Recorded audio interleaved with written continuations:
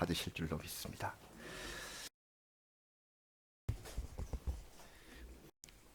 세상이 전염병으로 힘들어서 그렇지 오늘 주일이 아까 말씀드린 대로 예수님의 산상 변모 주간입니다. 주일입니다. 오늘이 예수님께서 높은 산에 오르시고 신비하게 변모하신 모습을 보여주신 그날이 바로 오늘인 겁니다.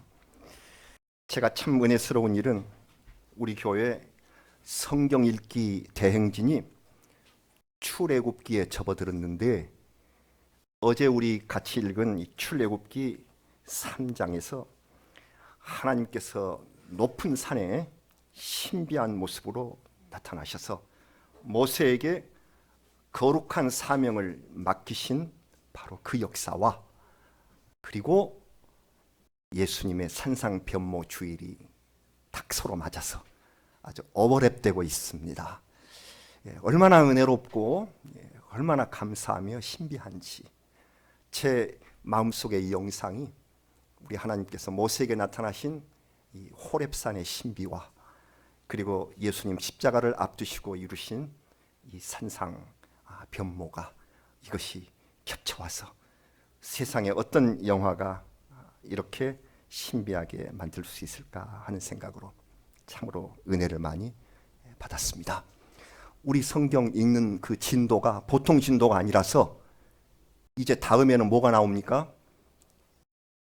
출애굽에서 바로가 마음이 완강하게 되어서 하나님께서 내리신 10가지의 디제스터 재앙, 10가지의 재앙, 이 재앙이 다음 우리가 읽을 성경 말씀입니다.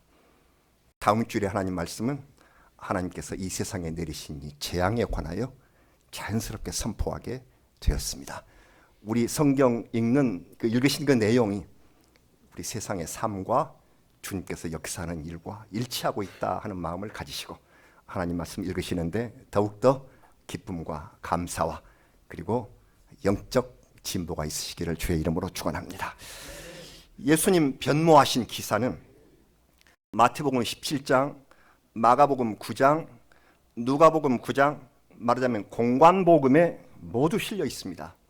높은 산에 오르셨다고 하셨는데 그 높은 산이 어디인가는 구체적으로 성경에 나와 있지 않습니다.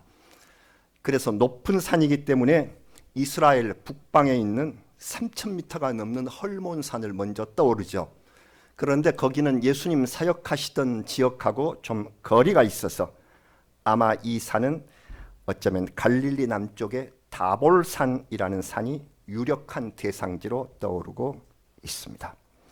그러나 어디인가 보다도 더 중요한 것은 주님의 모습이 그 높은 산에서 해같이 빛나며 옷이 빛과 같이 휘어졌고 모세와 엘리야가 예수님과 더불어 말하는 그 모습이 보였다는 것입니다.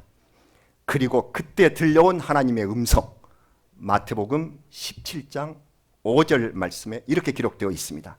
말할 때에 호련히 빛난 구름이 그들을 덮으며 구름 속에서 소리가 나서 이르시되 이는 내 사랑하는 아들이요 내 기뻐하는 자니 너희는 그의 말을 들으라 하시는지라.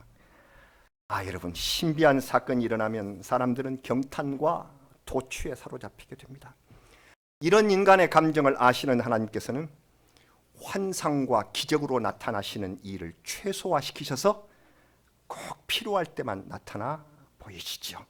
그렇다면 하나님께서 왜 예수님의 산상 변모라는 신비한 일을 행하셨을까? 무엇 때문일까요? 아시는 것처럼 십자가의 시간이 가까이 왔기 때문입니다. 이때는 예수님께서 내가 고난을 당하리라 하는 순한 예고를 하신 후 엿새 만에 나타난 일이었어요. 하나님께서는 예수 그리스도가 곧 처절한 고난을 받게 되겠지만 그는 내 아들이다 하는 인정을 다시 한번 하신 것입니다. 이는 내 사랑하는 아들이다. 내 기뻐하는 자다. 이 말씀은 산상에서 내리신 그 말씀이시기 이전에 예수님이 요단강에 나가서 세례를 받으실 때에 그때 하늘이 열리며 내려주신 그 말씀하고 같습니다. 이는 내 사랑하는 아들이다. 내 기뻐하는 자다. 이 말씀을 다시 한번 반복해서 고난을 당하지만 이는 내 아들이다 하는 것을 확인해 주신 것입니다. 빛나는 광채 속에 모세와 엘리야와 함께 앉으신 예수님, 그 아름다운 찬란한 모습은 하나님 나라의 예표가 됩니다. 영원한 천국의 예표예요. 앞으로 그 나라는 신비가 아니라 우리에게 생생한 현실로 다가오게 될 줄로 믿습니다. 그리고 이어지신 말씀, 너희는 그의 말을 들으라. 너희는 그의 말을 들으라. 그 자리에는 누가 있었냐 하면 예수님의 제자인 베드로, 야고보, 요한 세 제자가 있었어요. 그들은 엿새 전에 예수님께서 내가 고난을 받으리라 하는 예고로 인해서 매우 사기가 떨어져 있는 상태였습니다. 예수님의 말씀을 듣고 힘과 용기를 얻으라 하는 격려의 소리였습니다. 하지만 이 변모의 신비를 마구 떠들면서 말하지 마라. 마구 떠들지 마라. 우리는 신비를 보면 막 전하고 싶고 자랑하고 싶고 이렇게 하지 말라 허락되지 않았습니다. 특히 참을성 없는 베드로가 있지 않습니까? 그곳에 우리 베드로 사도님, 그 자리에서도 참지 못하고 뭐라고 했죠? 여기 있는 것이 좋사오니 초막 셋을 지읍시다. 예수님 한 개, 모세, 엘리야 한 개씩 지읍시다. 신비를 보았다고 자랑할까 싶은 그들을 우리 하나님께서 막으셨습니다. 마태복음 17장 9절, 그들이 산에서 내려올 때에 예수께서 명하여 이르시되 인자가 죽은 자 가운데서 살아나기 전에는 본 것을 아무에게도 이르지 말라 하시니, 우리 주님 부활하실 때까지 신비는 비밀로 간직되어야 한다 하는 말씀입니다. 사람들이 십자가의 의미를 이해하고 주님의 부활을 믿고 따를 때까지 하나님 나라의 비밀은 닫혀져 있는 것입니다. 성미 급한 베드로도 이 말을 하고 싶어서 내내 참다가 훗날 주님 부활하신 후 베드로 후서에서 그 사건을 기록했습니다. 베드로 후서 1장 18절, 이 소리는 우리가 그와 함께 거룩한 산에 하늘로부터 난 것을 들은 것이라, 이렇게 적었어요. 베드로 후서의 말씀이에요. 하나님께서는 우리에게 꼭 필요할 때에 신비한 영광을 보여주시고 하늘의 음성을 들려 주실 것입니다. 그럼 이제부터 우리가 읽은 성경 모세를 따라서 하나님의 산 호렙으로 가보기로 하겠습니다. 자, 우리 이제 창세기를 읽으시고 출애굽기로 가셨죠. 창세기에서 역사하신 창조의 하나님께서는 이제 출애굽기에서는 구원의 하나님으로 우리를 인도하십니다. 창조의 하나님, 구원의 하나님. 높은 호렙산으로 모세를 부르시고 모세 앞에 나타나셨네요. 호렙산은 모세가 십계명을 받은 신의 산과 같은 곳입니다. 지금 이름은 예벨 무사라고 하는데요, 모세의 산이라 그 말입니다. 약 한 2300m 정도의 높이니까 한라산보다도 더 높네요. 그 높은 산에서 호렙은 주로 산맥에 붙여진 이름이고 신의 산은 단일 봉우리의 이름으로 알려져 있습니다. 80살이 된 모세가 이곳을 오르기란 쉽지 않았을 것입니다. 이 높은 산에서 신비한 상황이 벌어졌습니다. 어떤 것입니까? 떨기나무에 불꽃이 활활 일고 있습니다. 그런데 나무가 타지 않는가요? 그 나무 불꽃 가운데서 하나님이 모세의 이름을 2번 부르셨습니다. 떨기나무는 그 시나이 그 반도의 광야에 자생하는 아카시아 종류의 가시덤불입니다. 저 성지 순례길에 거기 카테리나 수도원이 있는데요, 그 카테리나 수도원에서 버닝 부쉬라 해서 소개해서 그걸 보았습니다. 버닝 부쉬, 불타는 부쉬, 가시덤불. 그래서 버닝 부쉬라고 해서 그걸 소개해줘서 그걸 보았는데 나무라 할 것도 없이 참 보잘것없는 덤불입니다. 그 부쉬는 이스라엘의 고통과 굴욕의 삶을 상징합니다. 여기에 하나님께서 임재하셔서 이 가시덤불과 같은 너희들, 이 보잘것없는 부쉬 같은 이런 너희들 위에 상하지 않게 보호하겠다. 거기에 하나님께서 임재하시고 영광을 나타내시겠다는 의미가 담겨져 있습니다. 얼마나 신기한지 모세가 가까이 다가가려 했습니다. 하나님께서 이리로 가까이 오지 말라. 호기심 충족을 바라는 인간의 태도를 경계하십니다. 그리고 오늘 본문 말씀 끝처럼 네가 선 곳은 거룩한 땅이니 네 발에서 신을 벗으라. 신을 벗는 것은 순종과 존경의 표시입니다. 그래서 옛날에 종들에게는 신을 신기지 않았다. 순종과 존경의 표시. 하나님께서는 부름을 받은 대상이 먼저 겸손하게 대답하고 경배하는 자세를 보일 것을 요구하셨습니다. 그리고 나타나신 이 거룩한 산은 하나님께서 인간에게 말씀하시는 자리입니다. 지금으로 말하자면 지금은 이 거룩한 산은 성삼위 하나님께서 임하시는 성전입니다. 하나님의 말씀이 선포되는 자리가 곧 거룩한 산입니다. 그래서 모세는 신을 벗고 하나님을 뵙기가 두려워서 얼굴을 가렸다고 했습니다. 차마 정면으로 바라볼 수 없는 그 큰 영광 앞에 모세가 겸손히 엎드린 것이죠. 여러분, 변화산의 제자 세 사람도 엎드렸다고 했습니다. 심히 두려워서 떨었다고 했습니다. 우리도 하나님께서 우리를 부르실 때에 얼굴을 가리듯이 두려워 떠는 마음이 되어야겠고 신을 벗듯이 겸허하게 순종하는 모습을 보여야 할 것입니다. 하나님께서는 내 인생의 모든 것을 아십니다. 우리의 바라는 것을 아실 뿐만 아니라 내 삶의 곤경과 어려움을 다 보고 계십니다. 우리가 이토록 전염병으로 인하여 고통하는 것, 그리고 이루어지지 못한 여러 가지 문제로 인하여 곤경에 처한 것을 다 보고 계십니다. 모세에게 하신 말씀 출애굽기 3장 7절입니다. 오늘 우리가 읽은 본문 바로 뒤에 있는데요. 여호와께서 이르시되 내가 애굽에 있는 내 백성의 고통을 분명히 보고, 내가 이 고통을 분명히 보고 그들이 그들의 감독자로 말미암아 부르짖음을 듣고 그 근심을 알고, 이렇게 말씀을 하십니다. 어떻게 해요? 내가 분명히 보고 듣고 알고, 보고 듣고 안다. 그것에 그치지 않고 말씀을 더 계속 읽어보면 보고 듣고 아신 것에 그치지 않고 어떻게? 건져낼 거다. 내가 너희를 건져내고 그리고 데려가겠다라고 하십니다. 보고 듣고 알고 건져내고 데려가시는 우리 하나님, 우리의 고통을 모두 아시는 하나님께서 신을 벗고 얼굴을 가린 채 우리 하나님 앞에 기도하며 예배하고 있는 우리를 일으키시고 인도하실 것이며 모든 전염병과 역경에서 이 나라 이 민족을 구원해 주실 줄로 믿습니다.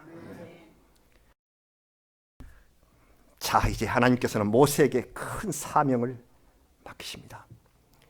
모세는 태어나자마자 히브리 남자아이의 말살 정책의 대상이 됐습니다. 다 죽여라, 히브리 남자아이들. 무엇이 생각나나요? 예수님께서도 꼭 겪으신 그 일. 예수님 태어나셨을 때 헤롯이 2살의 아이를 죽인 그 모습하고 같습니다. 그래서 모세는 갈대로 만든 상자에 넣어진 채 나일강 갈대 사이에 버려졌습니다.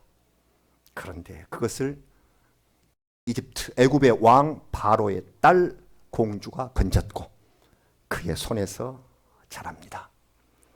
장성한 후에 이스라엘 자기 동족이 당하는 그 고통을 보다 못해서 애굽 사람을 죽이는 죄를 저지릅니다. 바로 왕이 이 일을 알고 모세의 체포령을 내렸습니다. 그는 멀리 시내반도에 있는 미디안 땅으로 피신해서 목자가 되고 이드로의 딸 십보라와 결혼해서 가정을 이룹니다. 애굽 왕궁에서의 세월이 40년, 그리고 미디안 광야 생활의 그 목자의 삶이 또 40년, 그렇게 세월이 흘렀습니다. 이제 평범하게 늙어간 모세, 나이 같은 광야의 양치기, 그 누가 무엇에 쓰려고 이 사람을 부른단 말입니까? 이제는 별로 쓸모없게 된 80살의 노인, 그 사람을 무엇에 쓰려고 찾는단 말입니까? 그의 삶이 그렇게 끝나는 듯 했습니다. 그러나 인간은 감히 하나님의 계획을 알 수가 없습니다. 모세의 왕자로 살던 그 교만함을 겸손으로 바꾸시고 인내와 온유함으로 광야에서 40년을 연단하도록 하셨습니다. 하나님께서 수련을 시키신 그 시기였어요. 드디어 때가 돼서 하나님은 모세에게 사명을 주어서 애굽으로 보내시며 이렇게 말씀하십니다. 출애굽기 3장 10절. 이제 내가 너를 바로에게 보낸다. 보내어 너에게 내 백성 이스라엘 자손을 애굽에서 인도하여 내게 하리라. 놀랍습니다. 이런 사명을 주시다니.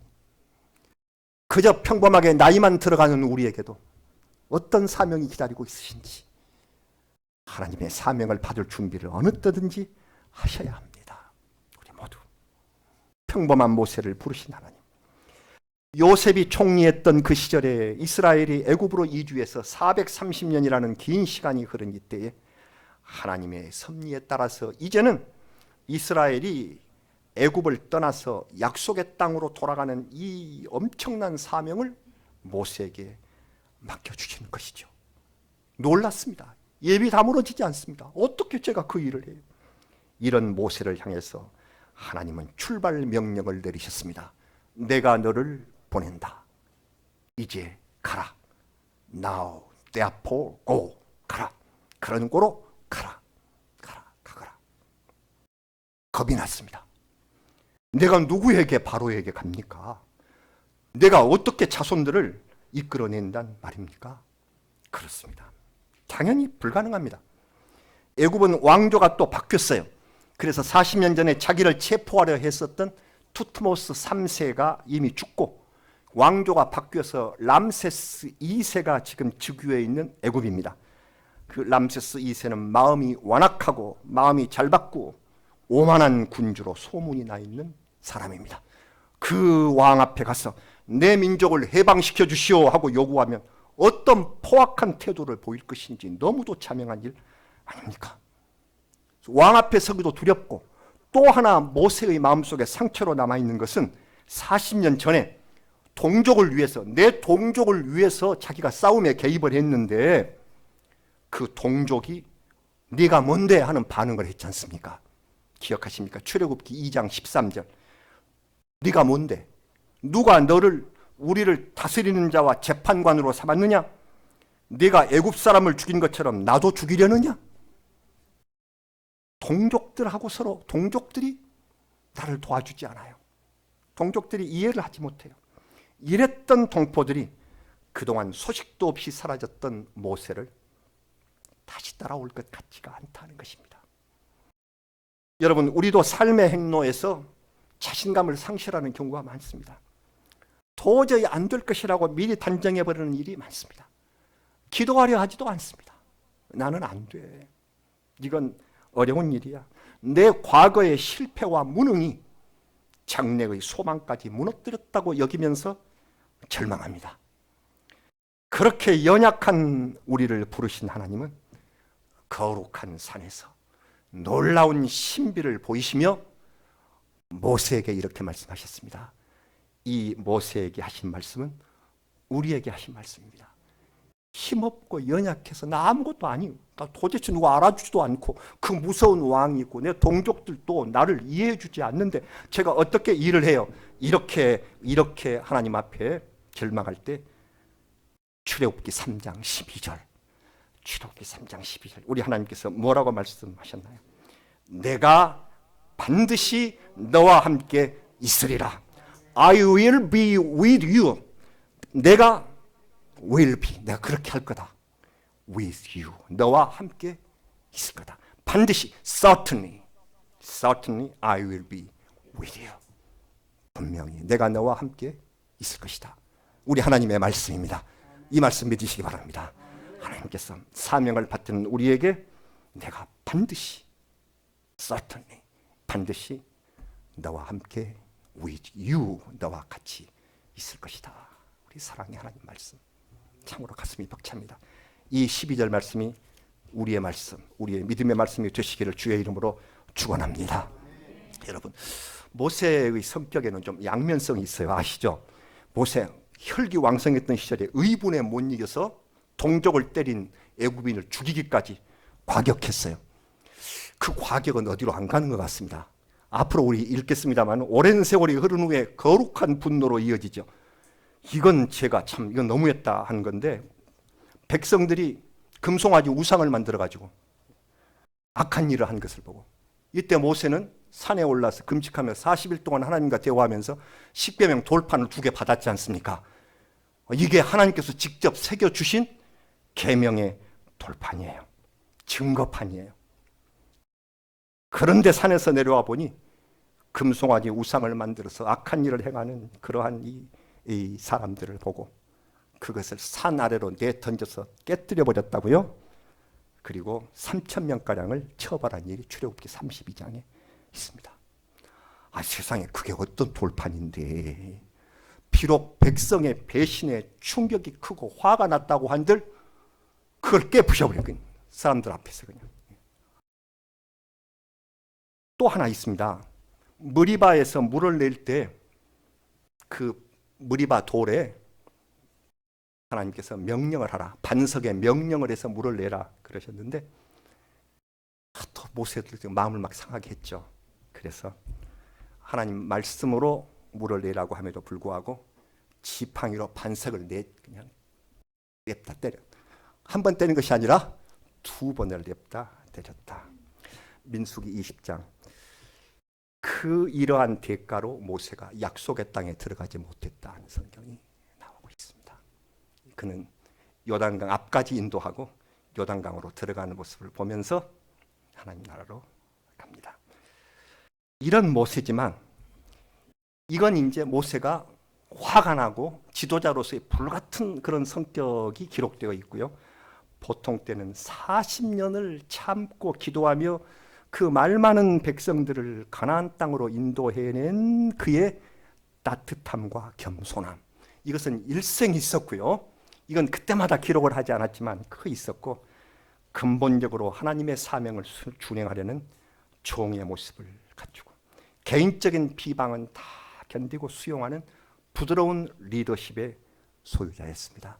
그래서 민수기 12장 3절 말씀에 이 사람 모세는 온유함이 지면의 모든 사람보다 더하더라. 하나님께서 모세를 온유한 사람으로 인정해 주셨습니다. 아주 온유한 사람, 온유한 사람으로 인정받은 모세입니다. 하나님께서는 온유한 모세에게 상상도 할 수 없는 말씀을 해 주셨습니다. 오늘 말씀의 하이라이트인데요, 자신의 이름을 직접 풀어주신 거예요. 모세가 감히 하나님의 이름을 묻습니다. 그럼 제가 가면 애굽의 신들이 다 이름이 있는데 그들이 하나님의 이름을 묻는다면 뭐라고 대답을 할까요? 당돌한 질문이었습니다. 지난날 야곱이 하나님을 대면하고 난 뒤에 이렇게 말한 일이 있습니다. 창세기 32장 30절요. 그러므로 야곱이 그곳 이름을 브니엘이라 하였으니, 브니엘은 하나님의 얼굴이란 뜻이었습니다. 그가 이르기를 내가 하나님과 대면하여 보았으나 내 생명이 보존되었다 하면이라. 내가 하나님과 대면해서 보았는데 내 생명이 보존됐어. 그래서 하나님의 얼굴 브니엘, 무슨 말입니까? 하나님의 얼굴을 보는 사람은 모두 죽었다. 하나님과 대면해서 산 사람이 없었다. 야곱 혼자 살았다. 참으로 감사한 일인데 모세는 하나님의 이름까지 물었습니다. 하나님의 이름은 여호와였는데 하나님은 모세에게 친절하게 대답을 하셨습니다. 여호와의 이름을 풀어주신 거예요.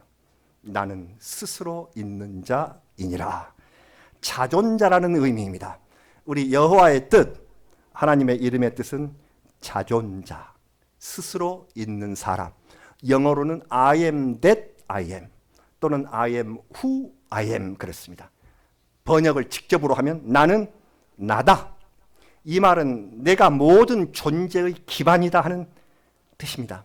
여호와라는 이름은 창세기 2장부터 사용되어 왔으나 하나님이 직접 이름을 풀어주신 것은 호렙산에서 모세에게 하신 것이 처음이며 유일합니다. 우리가 앞으로 읽을 출애굽기 6장 3절에 내가 아브라함과 이삭과 야곱에게 전능의 하나님으로 나타났으나 나의 이름을 여호와로는 그들에게 알리지 아니했다. 내가 너한테 처음으로 이렇게 풀어준다. 너의 대단한 조상들에게도 알리지 않는 의미를 밝혀주셨습니다. 우리는 이 새로운 번역 성경에 보면 야훼라는 말이 나와서 야훼가 맞는가 여호와가 맞는가 하고 발음을 물어보는 이들이 있습니다. 나중에 공부할 때 말씀을 드리겠습니다만 원래 히브리어는 모음이 없습니다. 그러니까 자음만 있는데 모음은 그냥 전통적으로 해요. 그래서 후세의 사람들은 거기다가 점을 찍었어요. 그 자음에다가. 그래서 모음 포인팅이라고 그러는데 그래서 모음으로 읽은데요. 하나님의 이름은 저 히브리어로 요드 해 와우 해 이 네 글자 우리 이지환 성도님에게 히브리어 네 글자를 앞에 비춰주세요. 그랬더니 이게 하나님의 이름이에요. 이게 좀 기억해보세요. 오른쪽부터 읽겠습니다. 이게 요드 해 와우 해. 그런데 이게 모음이 없는데 왜 이게 그 모음이 없느냐 그러면은 사람들이 발음을 하지 않아요. 왜냐하면 이 하나님의 이름이 나오면 모두 다 그 경건한 유대인들은 일어나서 다 손을 씻으러 갔습니다. 그리고 와서 아도나이 이렇게 읽었어요. 아도나이, 이거 아도나이란 말이 아닌데 감히 이 이름을 못 읽고 아도나이는 주인님 그 말입니다. 주인님 그렇게 읽었어요. 그래서는 여기 이분이 그러면은 아도나이께서 이렇게 읽었다는 말입니다. 그래서 이 이름이 전해지지 않았어요. 그래가지고 아도나이의 모음을 여기에 붙여보았더니 여호와가 된 거예요. 그러니까 아도나이의 모음이 여기 붙어 있어요. 그래서 여호와라는 말이 이 정확한 이름이 아니겠다 해서 학자들이 많이 연구한 끝에 가장 비슷한 발음으로 나는 발음이 야훼가 비슷한 발음이겠다 해서 야훼라고 써진 성경책이 있고요. 전통적으로는 여호와 이렇게 쓰여진 것인데 참 이렇게 하면 기억하세요. 이게 하나님의 이름인 히브리어입니다. 이것을 하나님께서 모세에게 나는 스스로 있는 자, 자존자다. I am that I am. 모든 존재의 기반이다. 이렇게 알려주셨습니다. 우리 은혜도 받고 좋은 공부도 하고 감사를 드립니다. 이게 히브리어예요. 이것은 출애굽기 3장 9절에 나의 영원한 이름이요 대대로 기억할 나의 칭혼이라 이렇게 말씀을 하셨습니다. 여호와 하나님, 우리를 향하신 여호와 하나님 감사를 드립니다. 지금 우리는 세상에서 여러 가지 전염병 또 많은 제약들 이걸 무릅쓰고 거룩한 성전으로 우리가 왔습니다. 하나님께서 우리를 부르신 것입니다. 모세를 향하여 세 가지 말씀을 하셨습니다. 신을 벗어라, 경건하게 내 앞에 오라 하는 말씀이고 너를 보낸다. 사명을 주어서 너를 세상으로 보낼 거다. 세 번째, 나는 여호와다. 나는 모든 존재의 기반이다라고 말씀을 하셨습니다. 사랑하는 여러분, 이번 다가오는 수요일이 제의 수요일, 참회의 수요일입니다. 사순절이 시작하는 날이에요. 사순절은 예수님 십자가의 고난을 앞두고 경건하게 고난을 묵상하는 40일을 가리켜서 사순절이라고 합니다. 수요일부터 사순절이 시작합니다. 이때부터 우리 부활절, 우리 예수님의 고난과 부활을 볼 때까지 우리의 모든 일이 회개와 순종으로 아버지 앞에 나가는 그런 귀한 시간이며 그때에 우리는 모든 전염병들을 깨끗이 하나님의 은혜로 정리하고 주님 앞에 기쁨의 부활로 나가게 될 줄로 믿습니다. 우리를 부르신 하나님께서 같이 하시고 역사하시며 우리의 모든 곤경을 두루 살펴보시며 해결해 주실 줄로 믿습니다. 아멘. 기도하시겠습니다. 친히 이름을 계시하신